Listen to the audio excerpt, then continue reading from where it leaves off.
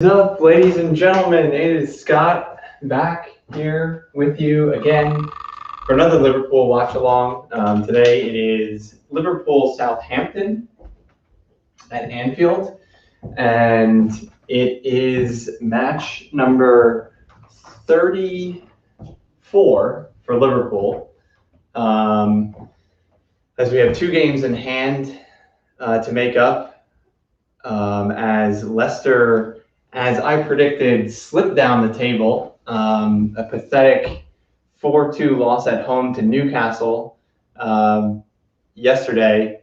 And so the door is open, maybe only creaked open a little bit, but open nonetheless for Liverpool when it comes to top four chances. And welcome to everybody who, whether you've been with me before or not, this is my Beaty's Beat channel. Before I take this away here, follow me on all these different platforms, whatever you fancy. And the game is about to get kicked underway. And I will sync up the clock here. I'm watching from Monmouth County, New Jersey. So therefore, I will be watching on Peacock. As NBC puts these things behind the paywall. But anyway, everything goes here. Please let me know who you are and where you're watching from.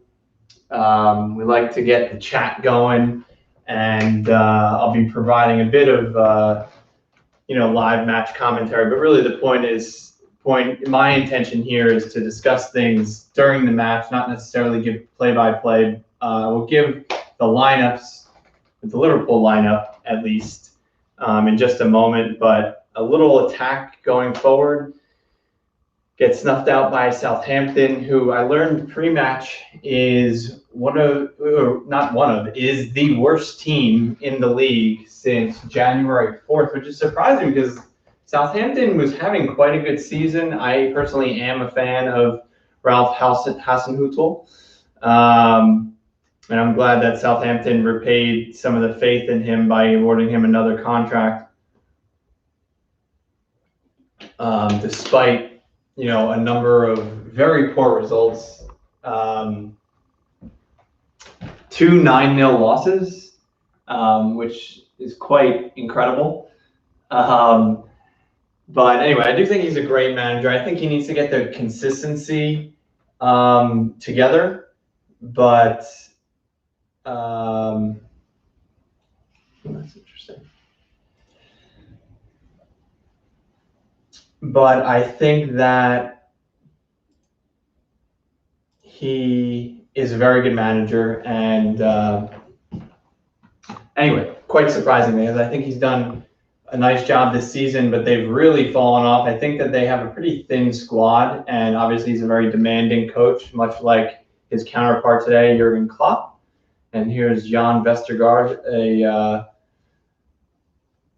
potential Liverpool signing. I think those rumors have kind of gone by the wayside as of late, but I'm a fan of his, and he does visually resemble our star center back Virgil van Dijk in terms of his tall stature and his long ball ability. But anyway, let me rattle off the team news, which you're probably aware of already. We've got Alisson in goal, Robbo left back, Nat Phillips, and Reece Williams. Surprisingly, that kind of came out of nowhere today. I don't think many people were expecting Ozan Kabak to be injured for today's game, but minor injuries to Milner, Naby Keita, surprise, surprise. Unfortunately, I would really like to see Keita get, if Keita were able to play the remaining, whatever it is, 5 games of the season, I would love to see that and give him some consistency. Obviously, now is like sort of the time to experiment and not at the same time. I mean, obviously, we really need to get into the Champions League. But obviously, with so many different moving parts and injuries that we've had this season, we really would like to see Keita get a strong run in the team, but he can't keep fit, and that's not going to come as a surprise to many people because he is said to be made of glass. But anyway, so we've got Trent right back. Just to reiterate, Nat, Reece Williams, and Andy Rabo also in the back line. And then you've got a midfield of Captain Gini Wijnaldum, Fabinho, and Thiago, and then a front three of Sadio, Jota, and Mo Salah. So Bobby Firmino gets a spot on the bench today. I think Liverpool fans were not best pleased to hear of that lineup. Open the shades here in rainy New Jersey. But yeah, please, again, do introduce yourself. Let me know in the comments anywhere that you are watching from. You have the ability to write in. And here comes Mo Salah on the right wing. And he gets snuffed out by Jan Vestergaard. And the Liverpool counterattack doesn't get very far. What are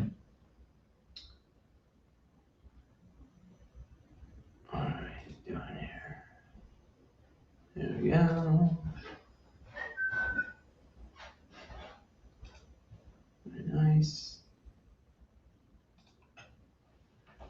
So yeah, Liverpool fan, I mean, nothing you can really do about injuries. Kabak's injured, he's injured. You can't really do much about that. I mean, there's just not a lot of great options going on.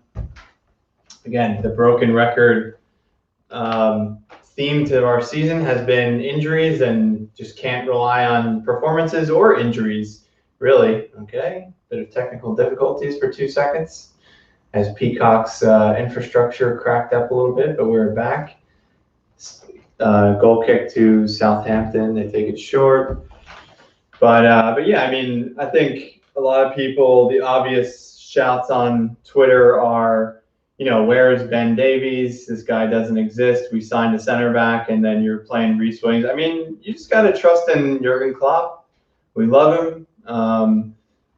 I'm never really one to second guess any sort of team selection because, again, he's the one in training. This doesn't apply to every manager because not every manager is deserving of the trust that we bestow upon Klopp. But for him, I think it's valid to trust his instinct. And if he sees something in training that he wants to play Reece Williams over Ben Davies or playing Fabinho in center back, then I think you got to trust him. And he did actually say that in the pre-match interview, that Reece Williams has looked quite good in training recently. So we'll see how he does. We've got number 46 and number 47 paired next to each other at center back. So very interesting. And it looks like Reece Williams has a bit of a haircut. Looks like he's got a mushroom top style haircut, as opposed to, I think he had a bit of a like dreads ponytail a little bit earlier in the season. And here he comes. He's pulled himself out of the center back position to try to intercept, and didn't quite, got a touch on the ball, but didn't quite win it. And Southampton had to move down the right, cross middle, and nothing really doing. But yeah, well, I'll be interested to see the performance of Reece because he's still a young kid. I believe he's still 19 years old. I haven't seen that much of him this season as compared with the other newcomers, Kabak and Nat Phillips, who I've both shared my opinion that I don't think either are good enough for Liverpool long term. But we shall see with Reece Williams. Interesting. There's a little tussle between Reece and Che Adams.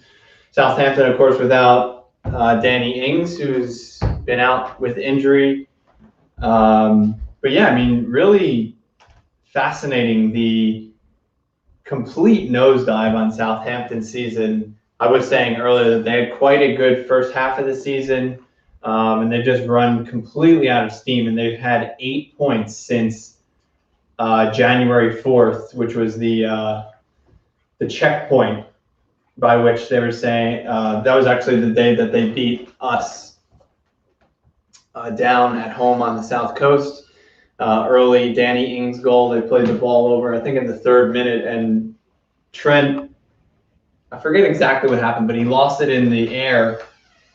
He might have went to try and clear it and whiffed or something. And speaking of Trent, beautiful ball to Sadio Mane, who's at the top of the box, and the first real chance of the game, 9 minutes and 30 seconds in. Beautiful curled ball over the top by Trent. Trent really is, I think, quietly coming back into form.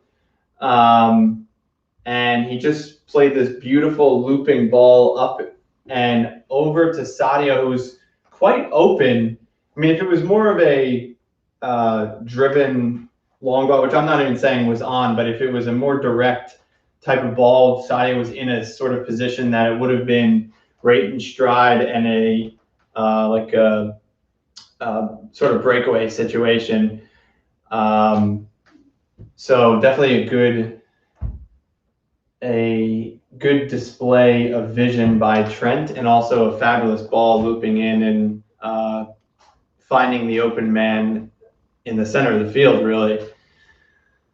And Sadio got his shot off, but it was always kind of rising. Not a bad effort, but definitely a good couple yards over the goal.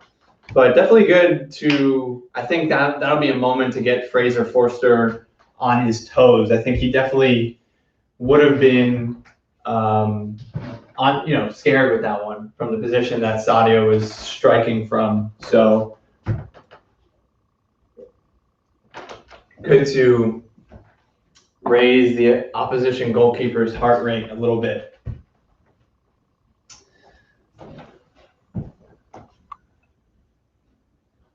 I really do you typically don't get kickoffs during this time. It's 8:15 p.m. over in England, but it's really quite nice to have a 3:15 kickoff here in New Jersey. Not that I'm really that opposed to waking up early or anything like that, but let's see. I think I sort of alluded to it. Oh, I don't want to do that.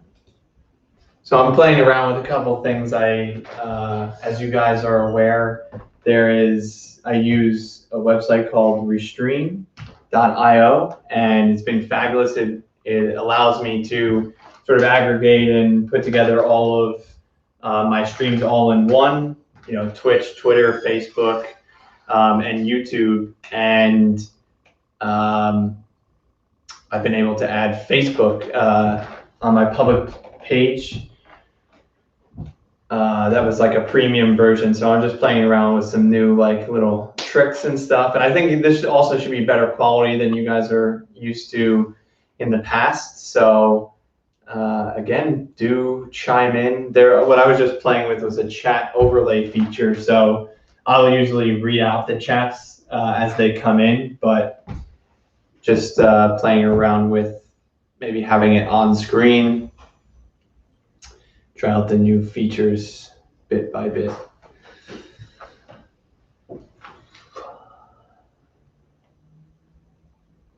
It'll be interesting. I mean, I think obviously, again, a lot has changed this season. I'm willing to have conversations right here and now that I normally wouldn't be willing to have, such as, even just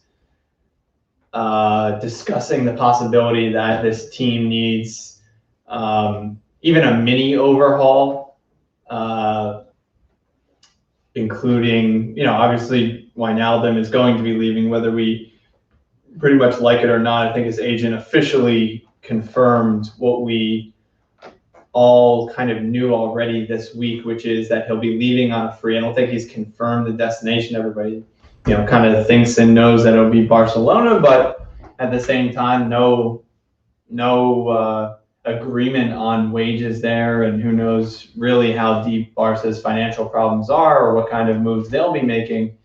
But that segues kind of nicely into, what kind of moves will Liverpool be making? How much money is in the transfer kitty?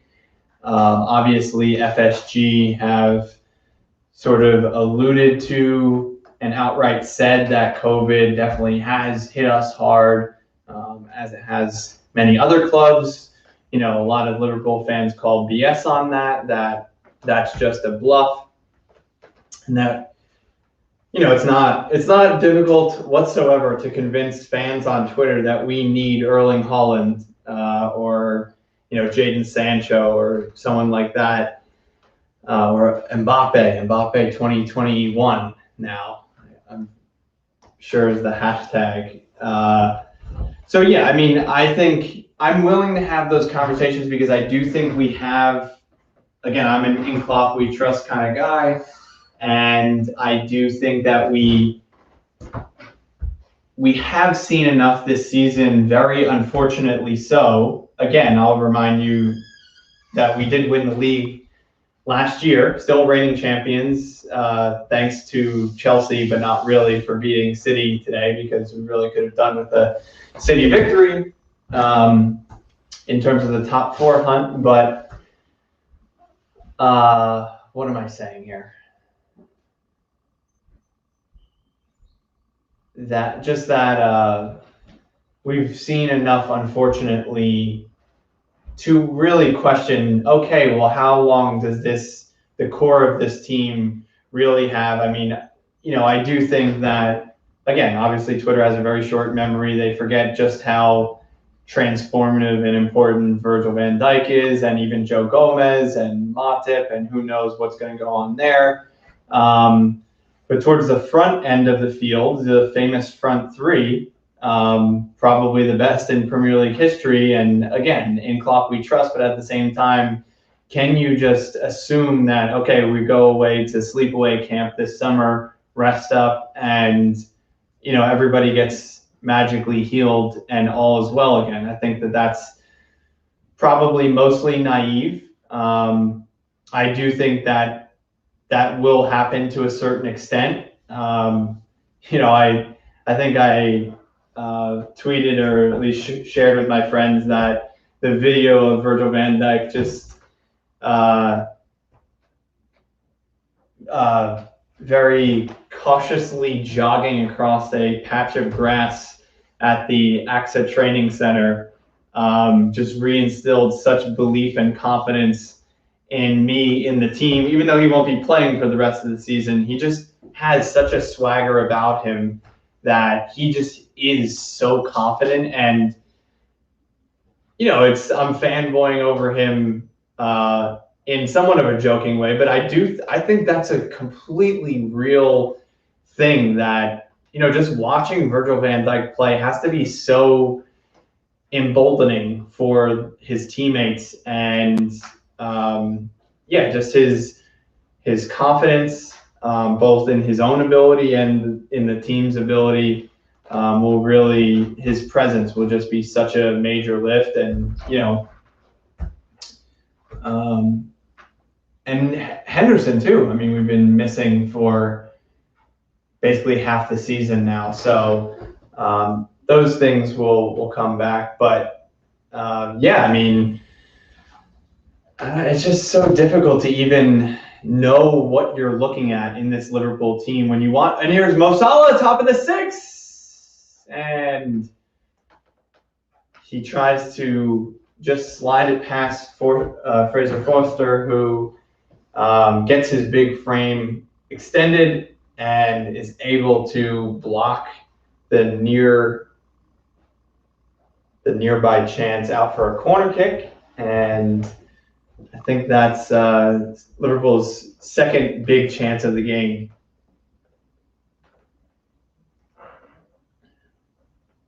which we will take because we're averaging a big chance every 10 minutes.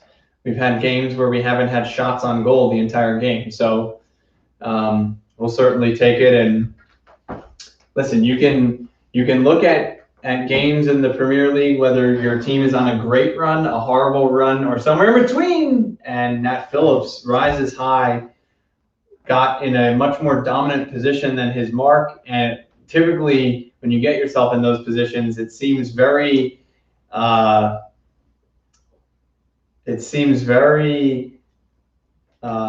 promising, I guess you say. And typically, those lead to goals. Luma ET says hello in all caps. Love the enthusiasm and the excitement. Where are you tuning in from? And are you a football fan? And what team do you support? I'm happy to chat to you about just about anything. Oh, and we have another Twitcher, Grin. I love the footy. Luma ET says, I am in my house. Where might that be? Oh, lots of Twitch. I don't know if the algorithm is kicking in. Seems like we're getting some commenters here. Thoughts on Aston Villa Football Club from Grin. Okay, random thought.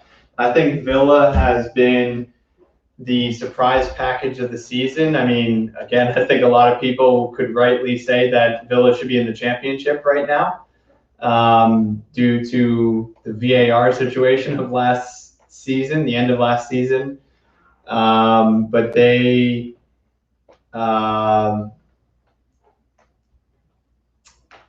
made some great signings in the offseason. I think Emiliano Martinez is a great keeper, great pickup from them from Arsenal.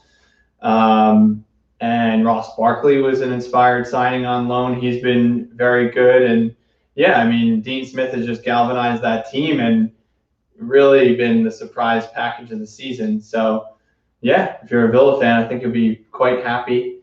Who do you support? Broski from Nuke Live. I'm a Liverpool fan. You'll catch me basically streaming live from just about any Liverpool game, Premier League and Champions League. Well, not that we're in the Champions League anymore, but yeah, my name, again, for all these people flooding in, my name is Scott, and I am currently broadcasting from Monmouth County, New Jersey, Jersey Shore. So I would appreciate, I hope you stay a while and you enjoy the content. I enjoy having your comments back and forth, and hopefully you'll subscribe on Twitch, YouTube, Twitter, Facebook, wherever you're tuning in from. Luma ET, don't think I can give my address online. I wasn't asking you to. Just what part of the world are you tuning in from? Boy, I'll spin you a 10 bag for 30 quid my drilla. Not sure what that means. Who do you want to win? I want Liverpool to win. Thoughts on Jack Grealish from Grin? Some more Villa chat. I think Grealish is a great player. I think he should stay at Villa. Well, I don't know. I would love to see him stay at Villa. I could also understand him wanting to really test himself. You may not appreciate me saying this, I'm assuming you're a Villa fan, hence all the Villa questions. But yeah, he's very much like a Steven Gerrard type, my favorite player of all time, hence me being a Liverpool fan.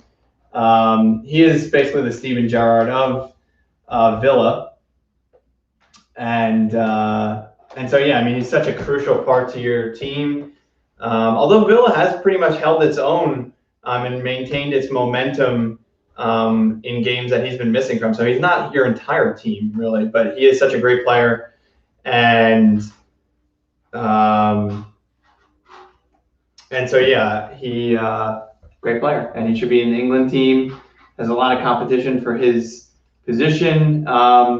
You let me know, Grin, about what you think about Jack Grealish and how long you can keep him at the club, what the rumors are. Does he want to stay? Is he happy there?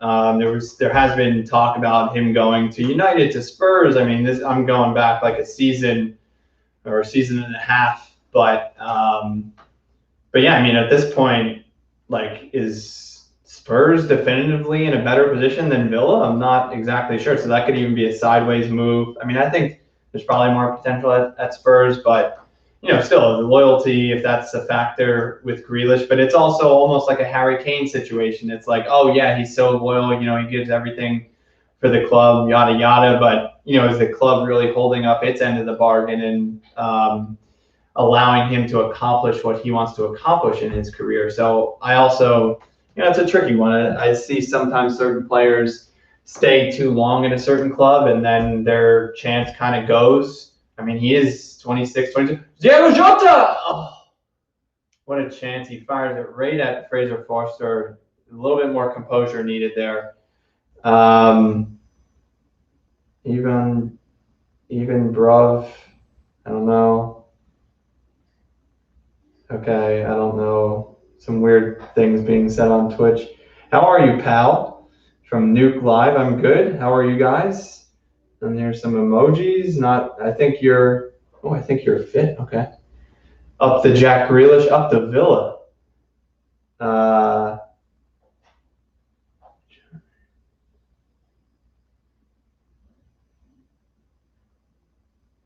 Someone said Disto. Okay. Jack Grealish. Listen, man, I don't know who you think you are. Jack Grealish is the best player to ever grace the field. I was born. I'm going to focus back on the game in a second, but I do love the input down here. Mo Salah, another chance on goal, saved by Forster. So again, I'll be interested to see our XG. Hopefully, we can actually get an actual real life goal on the scoreboard by come halftime. But Gini Wijnaldum with the beautiful header off the corner kick, hits the crossbar and goes over. But yeah, Disto, I'm taking a little bit of this with a pinch of salt. I was born a Jack Grealish fan. My mother was a Jack Grealish fan. My father was a Jack Grealish fan. You should be ashamed. Okay, I don't think that your mom and dad were Jack Grealish fans since he probably wasn't born. But his class, we had the opportunity. Yeah. Okay. Okay. Interesting. Just try to play nice in the chat over there. I don't know, some interesting things being said there.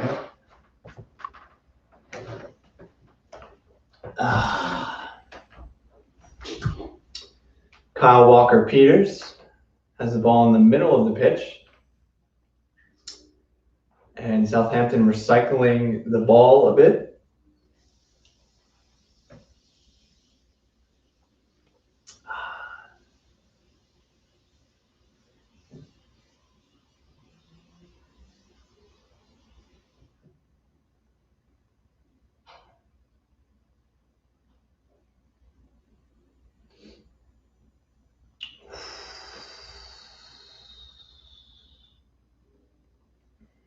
Southampton working the ball around. I think that was Stuart Armstrong had a crack at it from about 20 yards, but it was blocked. But Southampton had a little, it really didn't get too close to the Liverpool goal, but that's about as dangerous as they've been. And Mo Salah putting some heavy pressure on Forster with the ball at his feet, almost blocks it, but it does get intercepted by Jota. And if Jota was able to better control the blast of a ball towards him, he was able to control it a little bit better, which I don't think you can expect him to do so, because it was blasted at him. But it would have been an interesting 2-on-none and could have been a Liverpool goal. But alas, Liverpool will have to wait.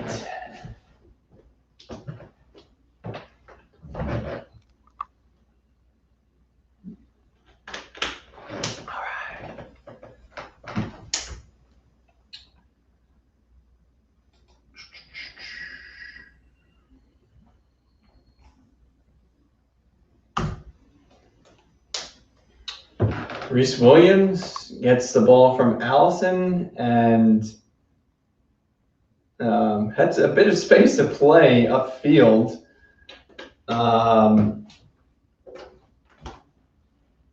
But decided to turn back and play it back to Allison, sort of in a bit of traffic, but it's always one of those per game with Liverpool.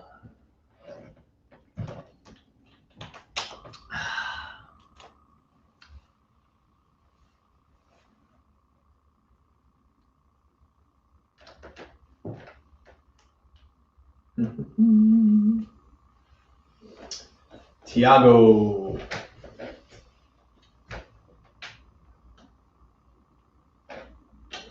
Does anyone have any thoughts on Mr. Alcantara as a Liverpool player? I've definitely gone up and down with him this season. Oh boy, Southampton almost threw the beautiful save by, oh God, speaking of Thiago, almost let Southampton back in there. And thank you to Allison for 2 big saves.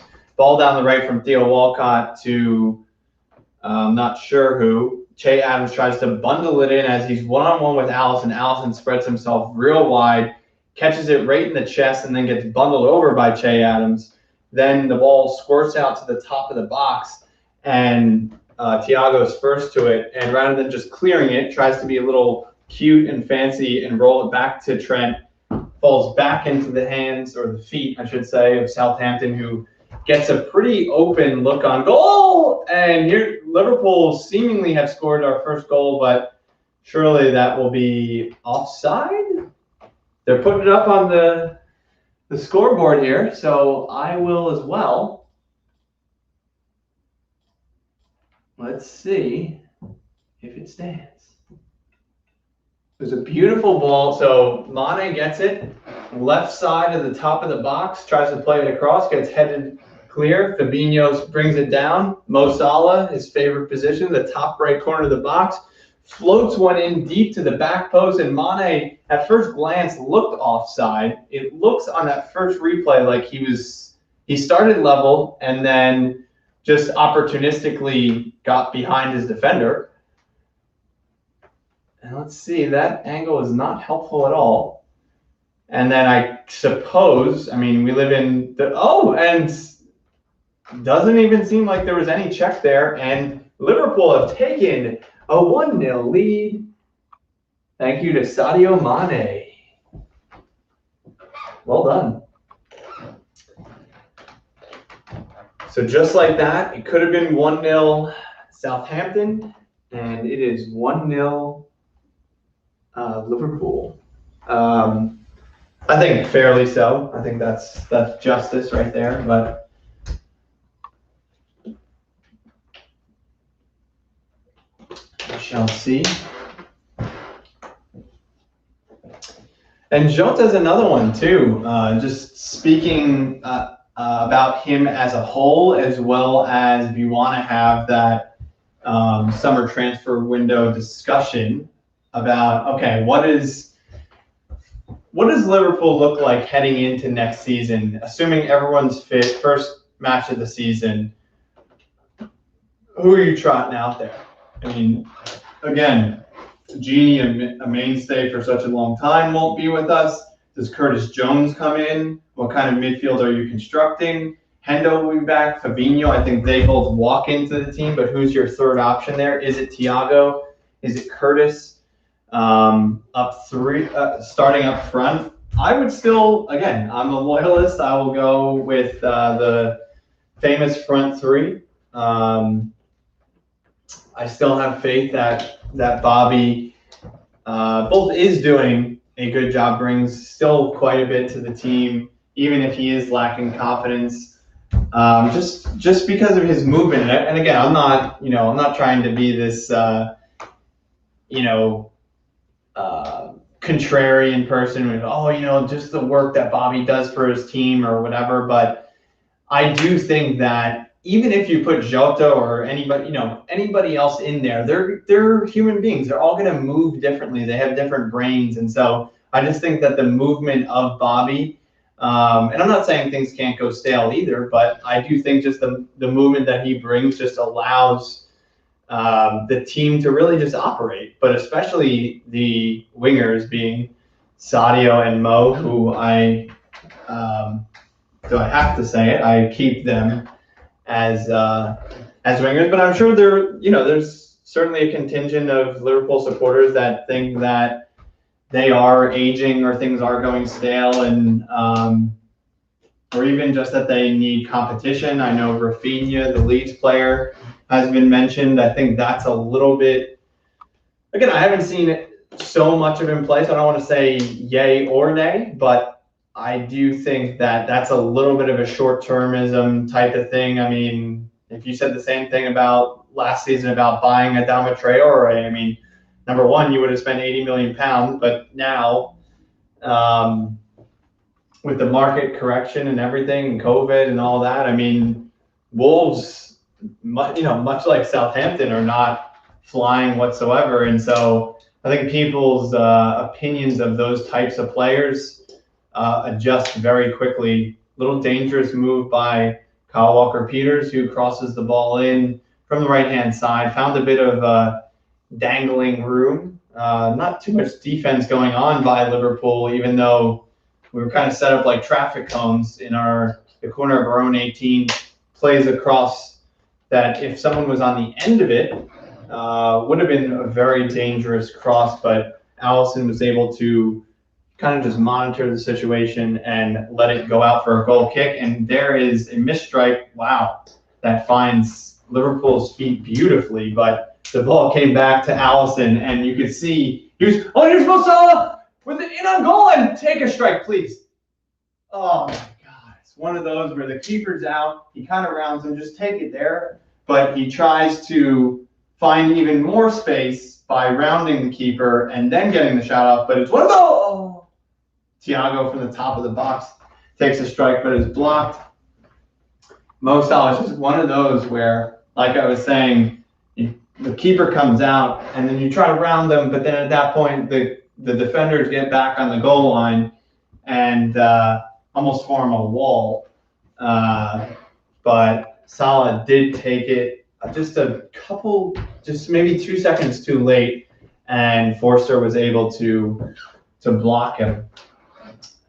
So again, it could be 4-0 Liverpool right now. It could be 1-0 Southampton, depending on how luck swings your way during the game. But it is 1-0 Liverpool, which we will take. But we definitely need a second goal because we have been up 1-0 the last 2 games, and that has not been enough, and we have conceded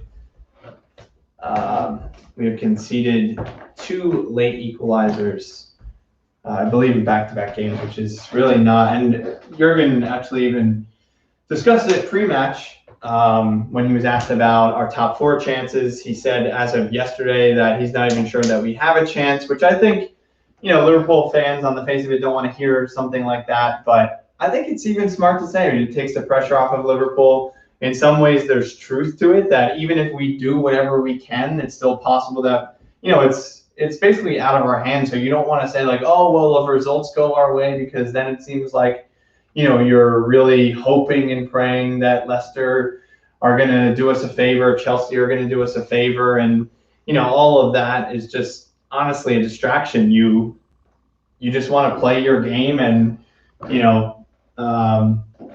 it's a lot easier situation with the pressure off. So yeah, I do believe that Liverpool can still get the top 4. Not sure if I would put money on it per se, in terms of showing a display of my confidence in the situation. But I'm a fan. I'm a believer. I think a lot of times Liverpool fans are somewhat guarded. And I think, fans of anyone in general, I think sometimes you're conscious of declaring something because you think you'll be made to look like a fool if you aren't correct. But I think there's nothing wrong with backing your team. I mean, Klopp has given us a million reasons, as Lady Gaga would say, to trust him, and he's shown the results and the the achievements as to why he should be trusted. And so, yeah, I think Liverpool can do it. I mean, if we can come back from 3-0 down against Barcelona, shout out yesterday, 2-year anniversary of the greatest comeback of all time. I remember exactly where I was when it happened, as Liverpool are playing very foolishly in the back. Someone from the left-hand side, it might have been Wijnaldum, might have been Robertson, tries to play that cross-field ball to Trent, but is nowhere near him. And Southampton look like they are eager to get the equalizer before halftime, but not showing the quality just yet. I mean, it is there. They don't have the confidence based on their recent and non-recent form. But James Ward-Prowse is definitely a player that can score some goals. Nathan Redmond, when he feels like it can. Che Adams, I think, can convert chances if they're presented to him. So we definitely need to keep our heads on straight. I will be right back. Let me just fill up my water bottle.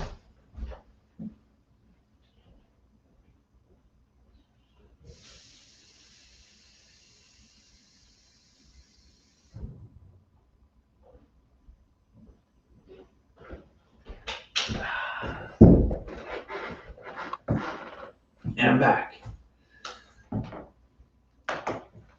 We got five watchers going on. So do introduce yourself in the chat, and maybe we can find some common ground to discuss in the world of football. Southampton have a free kick on basically the byline on the right-hand side. And a player, Southampton player, just came over to Ward-Prowse and whispered something in his ear. So we'll see what happens here. It was number 23. I think that was Tella, and he's standing very strategically on the right corner of the box. No one is marking him. But Ward-Prowse does not take him up on that. It does fire the ball into the mixer, as they say, and it is cleared by Liverpool. Southampton regain possession, trying to play it back in. Kind of a little bit of pinball happening. Fabinho, the Dyson vacuum, cleans up, and Liverpool come back Southampton's way.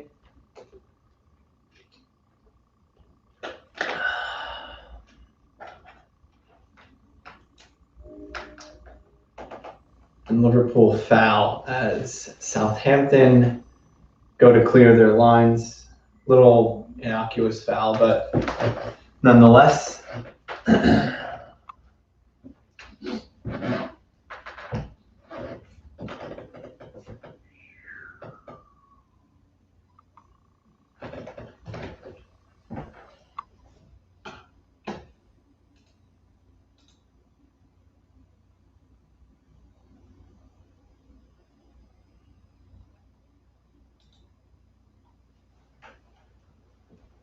All right.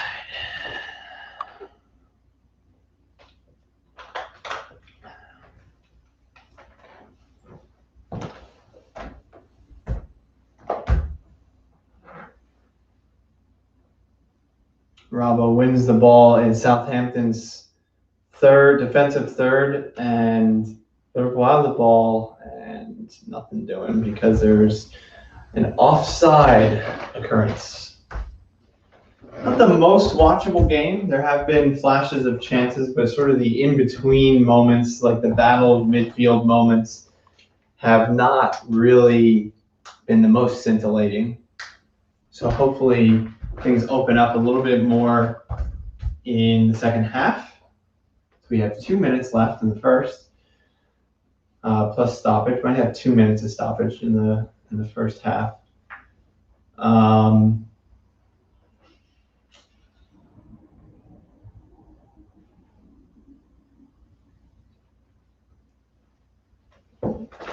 So yeah, I think in terms of the summer transfer window, what are Liverpool's needs? And then once you establish that, who would you kind of target and go after?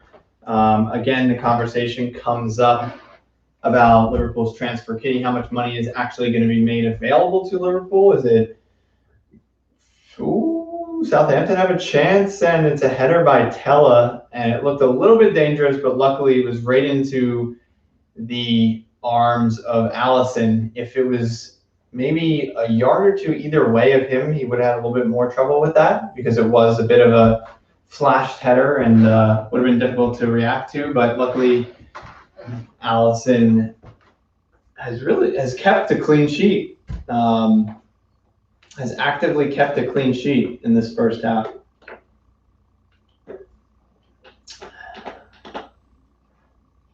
It's another interesting conversation, one I'm not particularly interested in because of the suggestion. Maybe I'm biased, but I have heard people talk about, who's the best goalkeeper in the world currently, and I think, again, as with anything in the Twitter world that we live in, that opinions change very quickly, and just because Liverpool aren't doing great right now, that I think that Allison falls out of people's minds as the top keeper in the world. And then you have people saying, oh, it's Neuer, just because Bayern might be doing well, or, Ederson is a great keeper, but just because Man City are, dominating doesn't actually mean that Ederson's the best keeper. I personally would have Allison as the best keeper in the world. I'm sure there's some Ter Stegen fans there. And there's a foul by Mane in the middle of the field, and Southampton will have the last possession of the first half.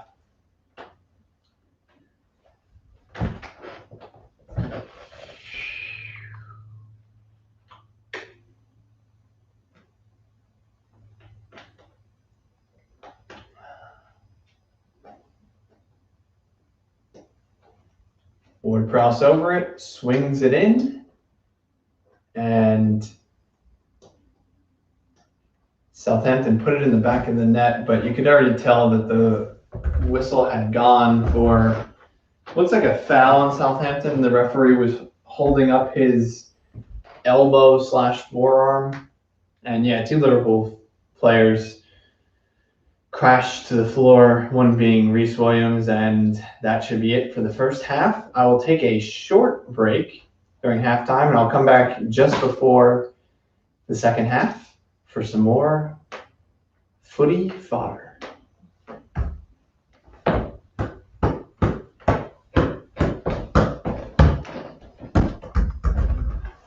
And that's it.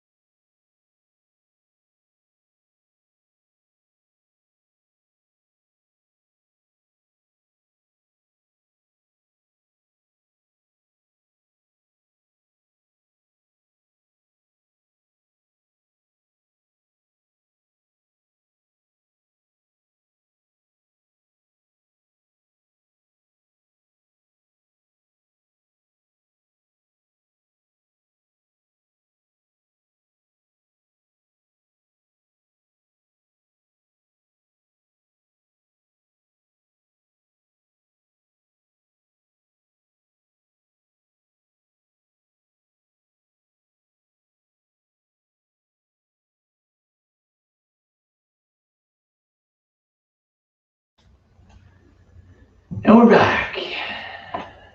All right, welcome back, everyone. Thanks for sticking with. We are back in the second half, and it is still 1-0.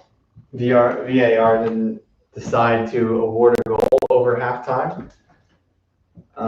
So we are back. Went for a nice little walk outside and just hydrating. Nice H2O. And let me know, as always, your name and where you're tuning in from and what you would like to chat about. So that way I don't have to fill the air all myself. Nat Phillips getting the ball and playing it back to Allison, who doesn't quite, kicks it upfield but not clearing it per se.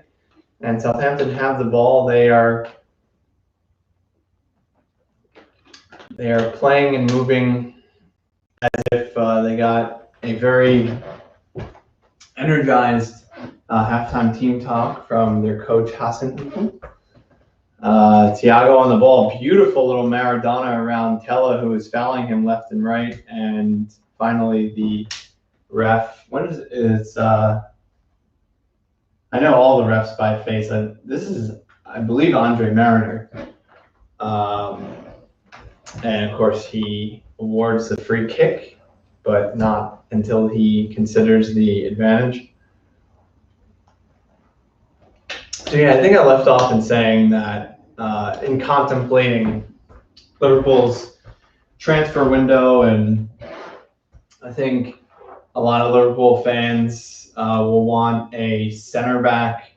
I mean, at the very least, re-signing Ozan Kabak, which I wouldn't be bitterly disappointed, but again, I don't think that we should. I think we will, because it's sort of an easy piece of business. I think he's pretty good, and possibly will get better, but we shall see what kind of business we do there and what that means for Matip. But yeah, I would be interested to see who else gets mentioned. That's a handball by Walker Peters, but it doesn't get called as he chests the ball and brings it out of the back. Liverpool do win it back in Southampton's defensive third. Crossfield ball from Jota to Mo Salah at the top corner of the box, and he doesn't quite collect it, but then he regains possession, plays it back to Trent, to Mo, to Thiago, left side of the field now. Jota into Mane, and Jota rips one from the left side and packed quite a punch on that strike. And Forster, it just went so quick, I didn't even really see it, but it kind of was in his frame. It was from quite a tight angle, so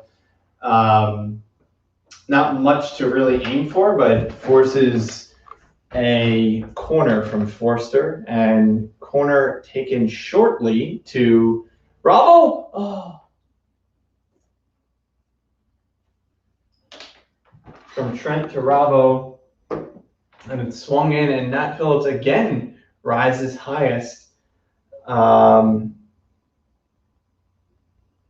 but is kind of leaning back as he tries to head that away, and it goes out for a goal kick.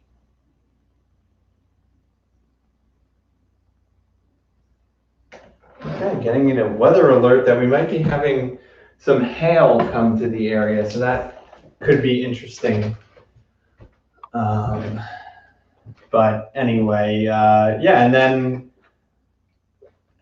yeah, what other kind? I mean, again, I think you have to consider the outs transfer-wise to then sort of recognize what we're working with in terms of a team squad.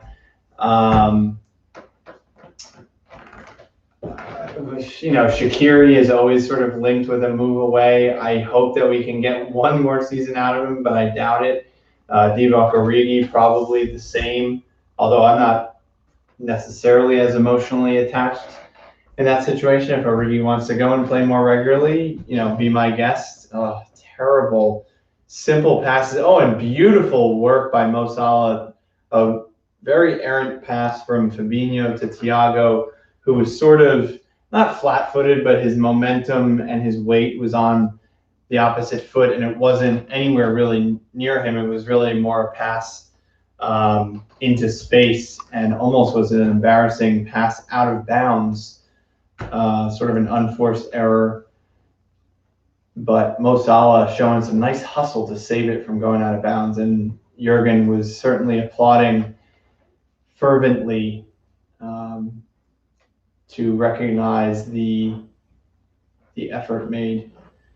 Again, some more sloppy play from Allison to Ravo, but danger averted. Oh, beautiful little cute pass from Thiago as two defenders were converging in on him, slips it right through the two of them, and Genie runs into space.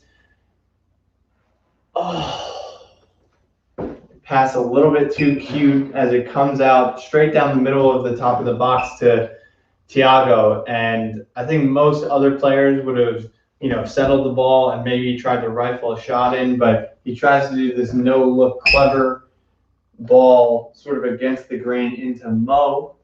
And when those come off, that's when you applaud and say, this is why Thiago or this is why Kevin De Bruyne are one of the best passers in the world. But when it doesn't come off, then you really sigh and bemoan the sloppiness. So another discussion, back to the transfer window discussion is, and Mo Salah's through on goal, and he's going to get penalized for grabbing the arm of Jack Stevens, number 5, center back. But Mo was through it. He had a step advantage on Stevens, but was struggling to control the ball. During that lack of control, Stevens kind of caught up and jumped in front of him, and then Salah tried to get around him and pulled his arm down for a foul. But as I was saying, again, in terms of transfer outgoings, again, I put James Milner in the very same category as Shaqiri, that I hope we can squeeze one more year out of him. But I'm not sure if he is going to be willing to do that. And, he is at an age where he's 35 or maybe even 36 at this point, where sometimes, I don't think he's going to retire this season, but I think, sometimes those players just make a decision that physically they're honest with themselves that they just can't give an entire season at that level, or maybe, even a step or half a step above that he wants to go play first team football, even if it's in the championship, or whatever level will have him, and just kind of grind out that last year of eligibility per se.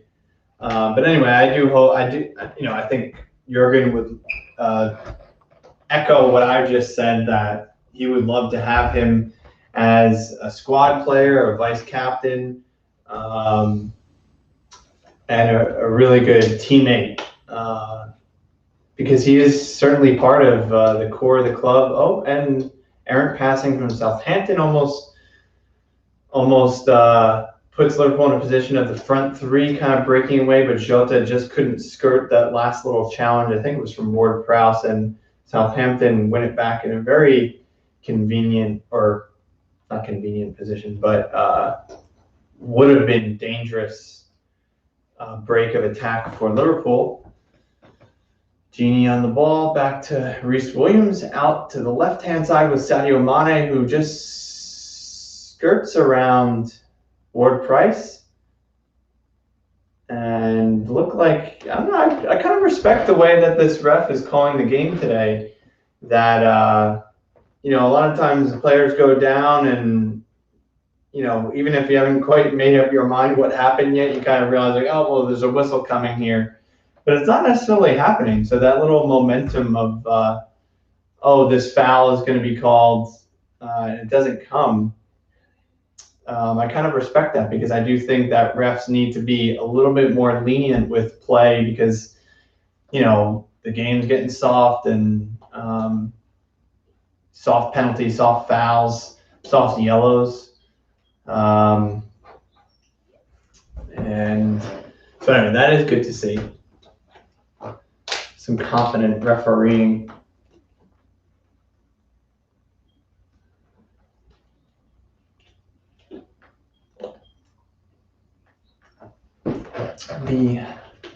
Just on the whole, though, in terms of the transfer window upcoming, again, I know this has been a very transfer window heavy conversation today, and, you know, like I said earlier, I typically would not entertain the discussion of transfer window talk, because I think that happens very often where it's just on to the next thing, the next shiny new toy, the next shiny new conversation.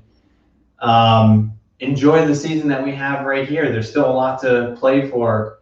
But this season has just been so much of an emotional toll on Liverpool fans that I will entertain the transfer window talk. Even though we still need to get the Champions League business done. Big ball up from Matt Phillips to Mo Salah, and Salah kind of slows the play down, brings it back to Thiago, Fabinho, Trent. But anyway, you know, as I was saying, I think on the whole, it's a very interesting conversation to have, because I think if you gave Liverpool fans of all different ages and all across the world, and, you know, all different shapes and sizes, I think that people could go all over the map in terms of what they do, who they keep, who they sell. I mean, Oxlade-Chamberlain isn't necessarily like on the market, but would you put him up for sale? Would you put Naby Keita up for sale? Even Thiago, I know it's only been one season, but there's some people that I'm sure have made up their minds on him. Wijnaldum's leaving. Would some people actively sell Matip because you can't rely on him? I don't think anyone out there necessarily would sell Joe Gomez, but if you want to talk about reliability, you mentioned Matip, you might as well mention Gomez. Kostas Tsimikas, I mean, he's only been here a season. Can you make up your mind? But I think the absence of his playing time kind of tells you, you know, what Jurgen thinks of him. Almost ditto on Minamino. This household has been a big Minamino supporters. We really root for him. He's so cute and such a crafty, good player that some joking in there. But no, seriously, he is a crafty player, and I think it's difficult to tell, you know, what his level is. Is he just like is he sort of like a Shinji Kagawa? You know, he was great at Dortmund, but then he goes to United and he just can't crack it there. Or like a Gylfi Sigurdsson, another good example of that, where he kills it at Swansea, but then he gets the move to Tottenham and he just can't crack it there, where they're like a top of the table type team. So it's just frustrating at times. Again, I think the message that you see with Tsimikas is that he doesn't quite play well. He can't quite crack it. Same with Ben Davies. But I afford a little bit more leniency or patience with Minamino or even Naby Keita. I mean, personally, I think I've reached the point where I think he's made a glass. You can't rely on him ever. You know, I think his Naby Keita's agent actually came out this week or recently and said something quite critical or suggestively critical of Klopp, that once you see Keita actually played in his true position, you'll really see, you know, the fireworks or something to that effect, that he's a playmaker. He's not a shuttler, I think he said. So interesting comment. I mean, I think it's we don't really want agents coming out and making statements like that necessarily, but if you strip all that away, strip the emotion of it away, the politics of it away, and you consider, you know, is there some merit to it? Maybe something to think about. But ultimately, I don't care what kind of player he is. If he can't maintain his health, fitness, availability, reliability, then what good is he? So, because yeah, I mean, on paper, he seems like the perfect Klopp player. He's a Leipzig player, tenacious, quick, fast, energizer bunny, all of that industry and pressing and that, and then you put on top of that his mobility and his playmaking, and he's an unbelievable player on paper. But we've seen nothing more than glimpses of what he can bring. Oh, let me put the scoreboard back up. I apologize. Did never change that from the halftime situation. What am I doing here? Captions? Oh, there we go.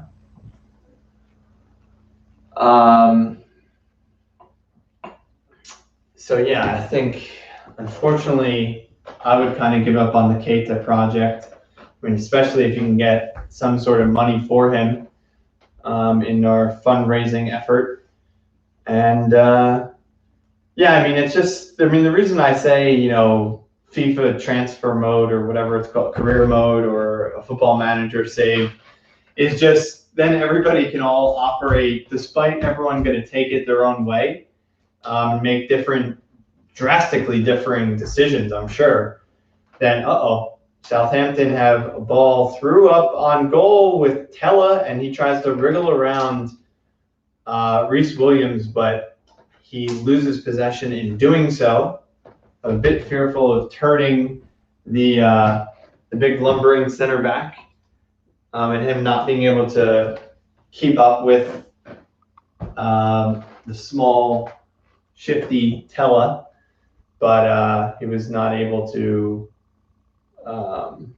retain possession, and Allison swept up. And also, you got to consider the prospect of Tella going down, because he has been booked, I believe, twice, which is saying a lot, because booked twice for a simulation this season, which is saying a lot because referees really haven't been yellow carding for dives recently. They kind of either give it or they kind of just wave it on and say no foul, which I'm in favor of cautioning players for doing that because it discourages them from doing so. But anyway, again, I'm saying bringing the video game aspect into it, because then everybody has the same preset sort of givens, if you will. Then you know what you're working with. If we have a £40 million budget, and then you say, okay, Wijnaldum's wages are off the books, and then you got to sell Ox for X amount, or sell Keita, and then your transfer kitty grows based on player sales. But yeah, you can't really. I'm not saying that it doesn't happen on Twitter, because surely it does. Twitter is a fantasy land, and people, fire off from the hip different opinions and not really being held accountable for, either speaking truths or speaking, about those givens that I would reference. Like, it's all well and good for somebody on Twitter to say, hey, sign Erling Haaland, man up, Mr. Henry, and, finally show us that you care about the club. Well, you can say that, but number one, you're spending somebody else's money, and who knows how much money actually is available.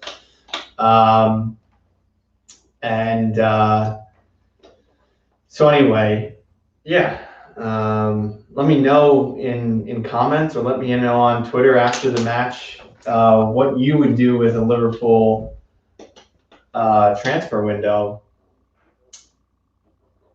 How much you would be. Maybe that's something that I should send out. Maybe I should provide those givens and say you got 40 million transfer kitty, subject to be augmented by player sales, and who do you sell and for how much, and then kind of play it that way.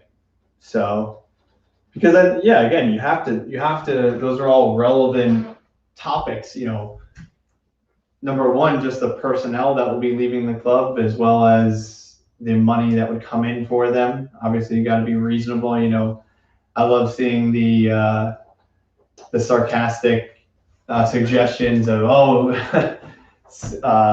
buy Rafinha for 15 million, buy Holland for 60, and sell Divock for 50, sell Matip for 40, sign Messi on a free, all that kind of nonsense, but tongue in cheek. So yeah, it'll definitely be an important off season, whether good or bad, for the club, because I do think, even if it's a stick or twist situation, and again, you're going to have people differ on that, whether you want to mostly keep this team together. Like, again, I've said this earlier, like it or not, Genie's leaving the club. Genie, and like him or not, Genie has been a mainstay for the club. So you want to argue that, Genie leaving and signing Rodrigo de Paul is going to kick us into the next level and we're going to be amazing and, addition by subtraction, fine. I don't personally buy that. But, oh boy, nice little through ball in from Southampton. And Reece Williams, speaking of lumbering center back, was those sort of Bambi legs were moving in slow motion. And the Southampton player, who was, I believe, Obafemi, the substitute, came in right behind Reece. And luckily, Allison came out and challenged him and won the ball. Che Adams was appealing for a penalty, but I don't think that was. Oh, and are they checking this umpire? No. They panned to Jurgen, sort of remonstrating with the fourth official, and the VAR screen was in the background. Maybe that's just permanently on, but I get a little fearful for a second that was going to be reviewed. Allison did come out and he got the ball. I mean, maybe he got some of the player too, but it's football, it's a contact sport. And no foul there. So Mane to Mo. Oh, and Mo just takes his sweet time a little bit too much, and his shot gets blocked. Again, we are 68 minutes into this game. We have 1 goal lead, and is it going to be enough? I'm going to say no. I'm not necessarily predicting that Southampton will score, but I will not be comfortable. As you saw on screen, the 2 chances it took from Newcastle to equalize, one that was ruled out, the Callum Wilson chance off of his arm, and then I thought we were in the clear after that, and then came the Willock shot, and this is as Southampton are racing towards the Liverpool goal, so it makes me very nervous to even talk about these things and thereby possibly jinx the slender lead that we have on Southampton. But right now, so I guess this is not one of the 2 games in hand that I referenced earlier because well, no. I guess it's one of them. Obviously, at maximum, it's one of them. But yeah, I guess it's just evidence that Leicester were 1 game ahead of us heading into this weekend, that being the Manchester United Liverpool game that was called off, which we haven't discussed at all, which maybe I should give my thoughts on that in a second, little teaser. But Leicester were 1 game ahead of us due to the United rescheduling coming into the weekend. Then they played on Friday, lost. And so that gives us 2 games in hand. Then we pull 1 back here once this game finishes up. So we will be 6. Oh my Lord. There is a big chance for Southampton. Starts an attack on the right-hand side. Che Adams, right side of the field, crosses it into the left side of the box, the far post, to Obafemi, who lays it off to number 27. I'm not sure who that was, but he certainly rifled off a left-footed half volley. Pretty hard struck towards Alisson, but again, the luck of Liverpool is that these chances are being fired right at Alisson, making it much simpler to deal with.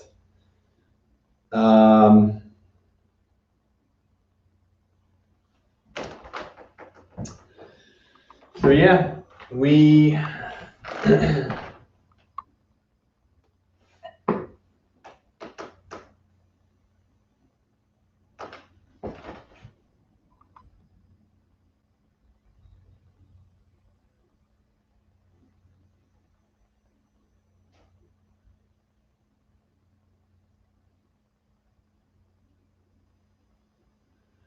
take a quick selfie here.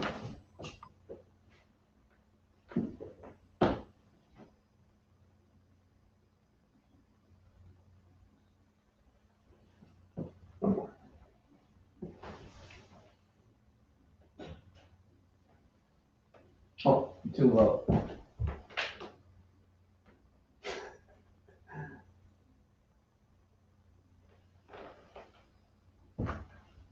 Beautiful.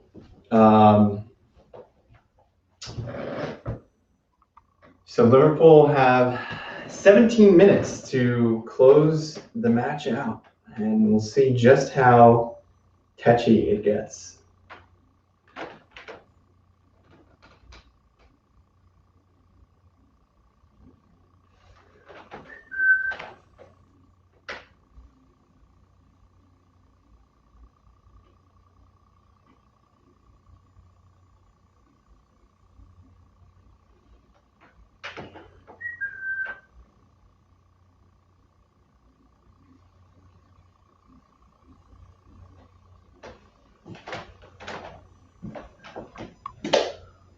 All right.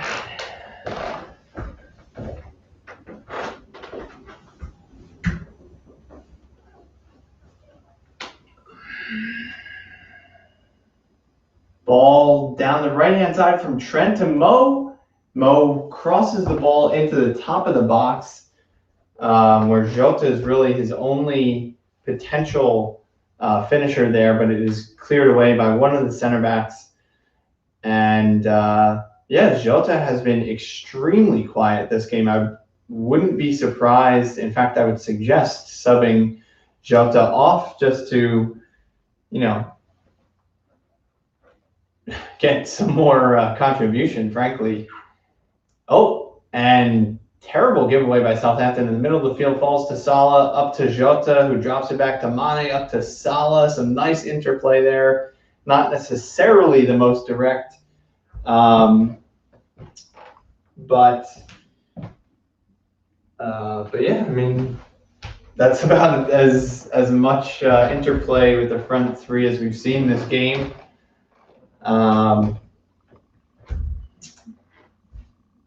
So again, it's, somehow I have not discussed the Manchester United protest that led to the delay of the aforementioned game in hand that we have last Sunday, I believe.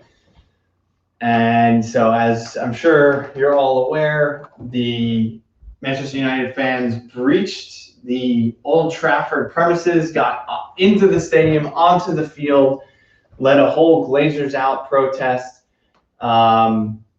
And my thoughts on the match, and it inevitably or ultimately led to the delay of the scheduled fixture, which, listen, on the face of everything, good for them. They want to protest. They want to accomplish something. They want to be heard.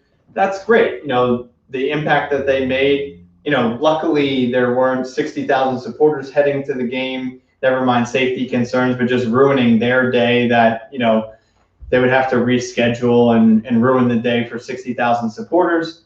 Since that wasn't a factor, I'm sort of more on board with, okay, millions of eyes were probably tuning in to see this game, and then there's the platform for the fans to protest something. I mean, in order to have a successful protest, I think that you need to disrupt something. There needs to be some inconvenience or something to make headlines per se.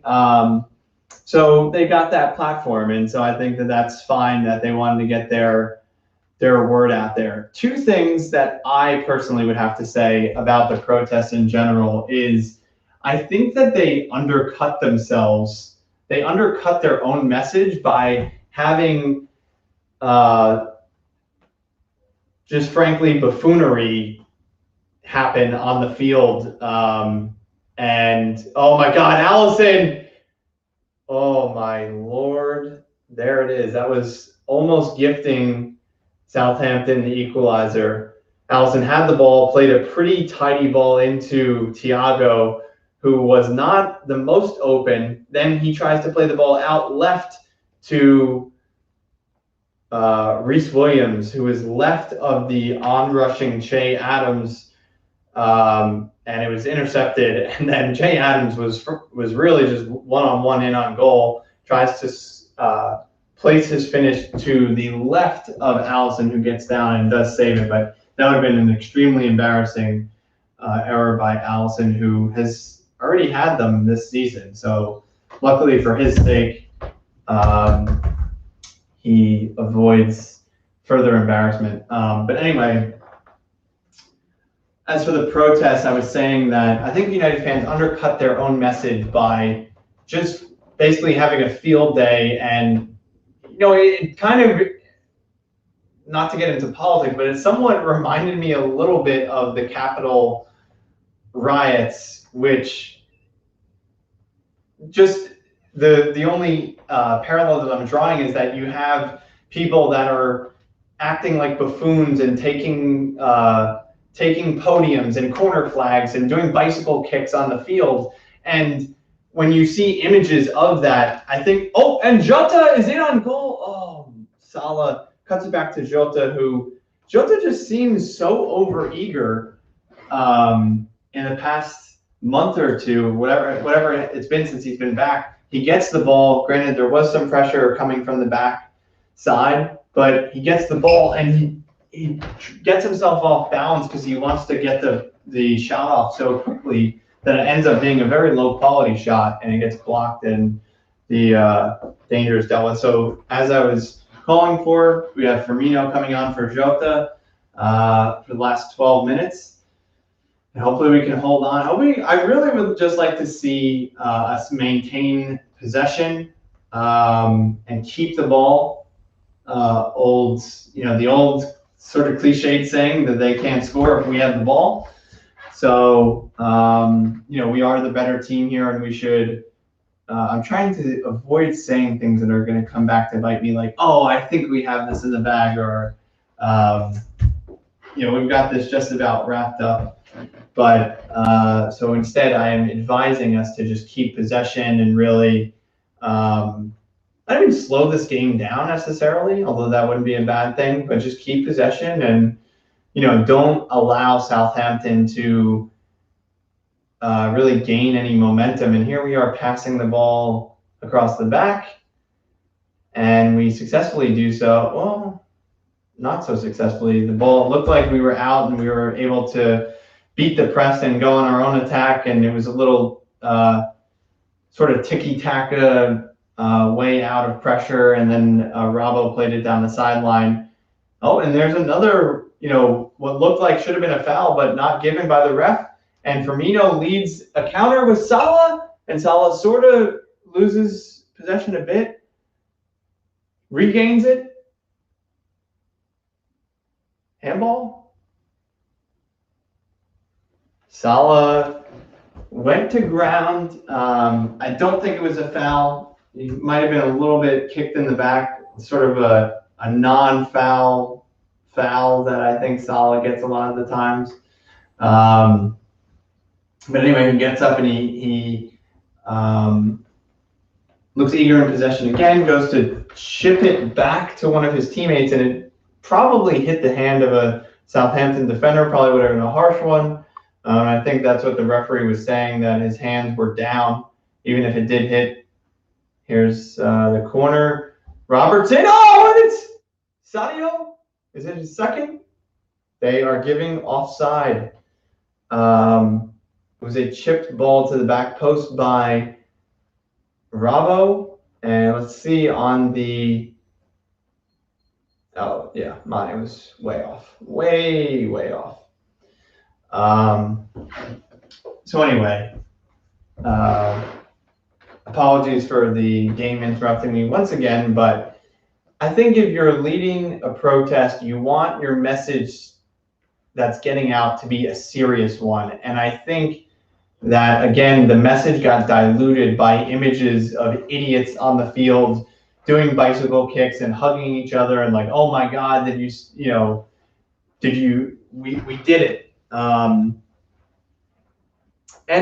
one might argue that, Scott, be a bit more mature and look at what they're actually trying to say. But I'm just saying, I'm talking sort of the nature of it is, this is what, if people see images, of course you're going to make the news for delaying this, but see, that's sort of my point is, if you want to protest, don't squander your chance. Don't go through all the motions. Don't organize everything. Don't make all your signs and whatever, and do your sort of somewhat unsanctioned criminal activity of breaking into Old Trafford, and then you're each other and either getting drunk or stealing corner flags. Like, that's not what you're there to do.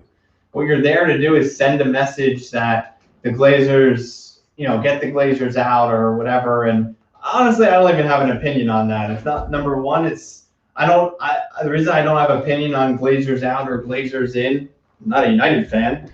And I don't really know whether is United a very well-run club. I don't think so necessarily, but to that I would more so look at like the Ed Woodward and the people that actually make the football decisions, not the money people, not the owners of the club. And I'll shift my focus to Liverpool. A lot of people say FSG out, the Super League, just pours gasoline on the fire of the FSG out crew. And I think FSG's reign in Liverpool will be a fascinating topic. I think just as fascinating and divisive, I will say, as Brendan Rodgers' reign at Liverpool. Here comes Bobby Firmino on a nice counterattack, and he gives a back flick and gives it right back to Southampton. But those two conversations are very complicated. FSG's reign at Liverpool and Brendan Rodgers' reign. I feel like I could paint two pictures of, on either topic of why Brendan Rodgers was a fantastic manager for Liverpool, why FSG have been fantastic owners, where they've taken us to where we are. We got the Holy Grail. We got the Champions League. What more do you want? They hired Jurgen Klopp, all these things. What more do you actually want in terms of on-field progress? I mean, and again, that doesn't make them the best owners, but they're not the worst owners. And I do think that that's ultimately where my argument, the conversation that I am more interested in having is, okay, if you're FSG out, I can listen to your argument. I will listen to your argument. And let's say that you convince me, okay, they've made mistakes, they've done wrong things, they've offended the city, their relationship with the club is beyond repair, yada yada. Whatever your argument is, okay, next, who are you bringing in? Because we're beyond the stage of like it was in the 1990s, where basically Premier League clubs were just owned by whoever the richest local person is. Richest person within 50 miles of your stadium. That's how it used to be. Maybe that's even a little bit further back, maybe the 70s, 80s, etc. But we've passed the Rubicon. We're beyond that point. You have to be a super, super rich person to own these clubs, and sort of consider what you're talking about. If you're saying that FSG aren't forking over the cash that should be available to the club, and with or without that statement, I can say that you can't compete with the Man Cities and the PSGs. And I kind of feel like the same people that condemn FSG for not spending money at certain different times of year are also going to condemn the Man Cities and the PSGs of the world for being owned by oil-rich, terrible humanitarian, whatever, owned by state funding, and that's what's wrong with the game too. So it's just, I don't know if you want to say it's the lesser of two evils, that sort of argument, but however you look at it, if you want FSG out, who do you want in? And I think it's also very easy to flip the switch from sort of one extreme to another, from, American capitalists, we don't like them anymore, let's go the other route and let's be fan owned, let's be community owned, because I think a lot of people point towards Germany and how they're run, the 50+1 or whatever, where one owner can't have more than 50% of the club, and there's a lot of fan involvement. But honestly, and I think this does actually get into politics, which I'm not necessarily interested in having a conversation, but I do think that there is such thing as too much democracy, and I think too many opinions, or an averaging out of opinions, is not necessarily a good thing. I do think that I can say about the American politics system, I think both sides would agree with it, that it's so difficult to get things done in Congress because there's extremes, and then you ultimately end up with sort of the average of two ideas, and that's not necessarily the good thing, because compromise sort of dilutes ideas. But anyway, that's down a whole different rabbit hole. But I do think that you have to answer my question: if FSG out, then who do you want in, and who's available there? And I think you really do need to recognize as a consideration of that question that things could be a lot worse. You could have a terribly run club, the way that Leeds completely capitulated and ended up in the championship for 15 years. Things can be a lot worse, and even being in 10th place. I mean, look at again where FSG took us, from 10th to 1st and champions of Europe again.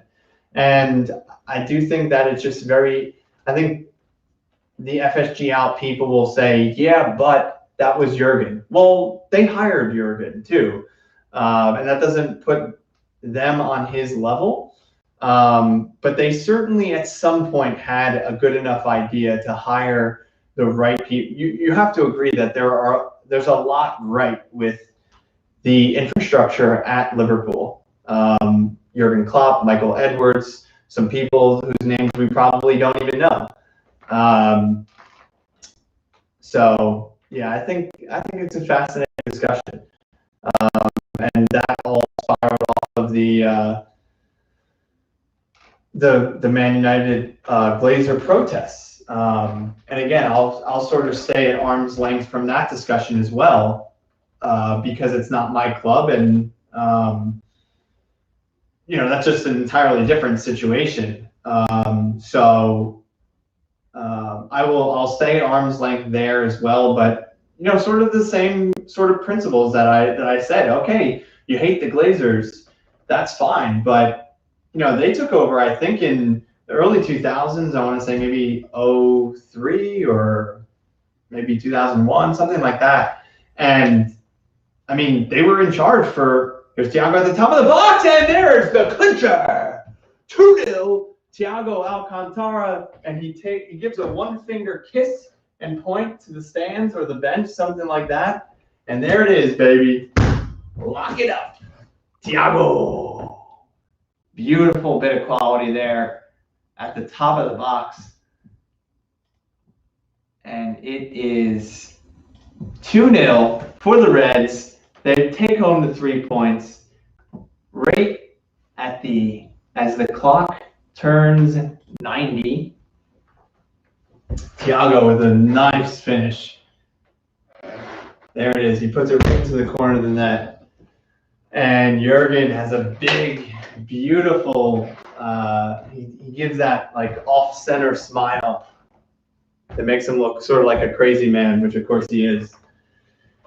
And so there it is. I mean, that was probably the perfect interruption as I was bloviating on the topic of football ownership and Super League and protests and all that. So probably an appropriate interruption. But yeah, I mean, as a Liverpool fan, you got to be happy with this win. It wasn't super pretty, but yeah, hey, we got it done, and that's all you can ask for. The maximum amount of points you can walk away from a match from is 3, and we're doing just that, and especially in a season where we have been very up and very down. We just need to convert these matches into points. And who knows, maybe we can get, this is maybe a little too optimistic, but maybe we can get a bit of momentum here. Maybe we can go on a streak. I'd actually be curious to know what is our longest win streak this season. I'd actually even be surprised if it was 3 wins. So we shall see, but we'll definitely need to win. So there's 5 matches left. Well, after this game, sorry, if there's 4 left, maximum amount of points you can get is 12. I don't know. I think you almost need 10. I mean, it's all a guessing game because crazy things can happen, and Leicester could lose, 3 of their last 3. I mean, I think they do have some very difficult. And here comes Curtis Jones for a minute and a half. He is taking off Sadio Mane, the opening goal scorer. Yeah, crazy things can happen towards the end of the season. So who knows? Maybe we get 7 points and that's enough. Crazy things can happen, but yeah. Let me pull up just as I leave you. I can. I can rattle off the remaining fixtures for each Leicester and Liverpool. So Liverpool on Thursday will be going back to Old Trafford, or playing Man United. I actually don't even know if it's at Old Trafford again. Maybe they would have moved the venue. So Thursday, May 13th, Man United. Sunday, West Brom. Wednesday, Burnley. Sunday, May 23rd, final match of the season at home to Crystal Palace. So, I mean, as much as I just said, I don't want to get ahead of myself with Liverpool's form. I mean, you have to win those last 3 games. West Brom, Burnley, and Crystal Palace. Those teams have been doing a whole lot of nothing over the course of the entire season.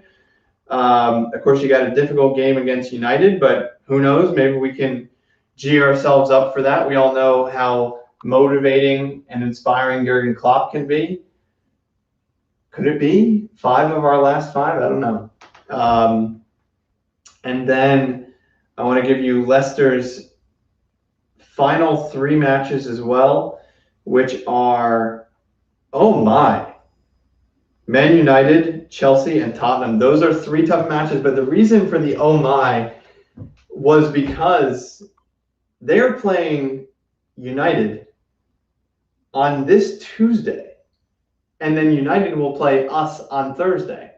So that is very good. I mean, you couldn't really make a better, and also not to mention that Leicester have an FA Cup final, maybe, FA Cup match against Chelsea on Saturday. So their schedule is sort of all over the place. So once again, on the whole, they play Tuesday, Man United, Saturday, Chelsea in the FA Cup, Tuesday again against Chelsea, and then at home to Tottenham on Sunday, May 23rd. So if they lose twice, let's say they get 3 points. Let's say they beat Tottenham on the last game of the season. That is 6. That puts them on 66 points. Let's see here. 66. That would mean we still would need 10 points. We still would need 10 points. But hey, it's possible. We would need 10 points. And I'm also not even talking about West Ham, who is still 1 point above us. Just for the hell of it, I'll rattle off their last 4 games. They play Everton, Brighton, West Brom, and Southampton. So they have quite an easy schedule as well. So we need a little bit of help from them as well. But hey, wild season, Liverpool, we can do it. That's all we can ask for. We want the mathematical possibility to get back to where we belong in the Champions League and even further up the table come next season. But that is where I will leave you guys. Thank you for tuning in, and I will catch you next time, which might be, I don't even know, next weekend, I think. All right.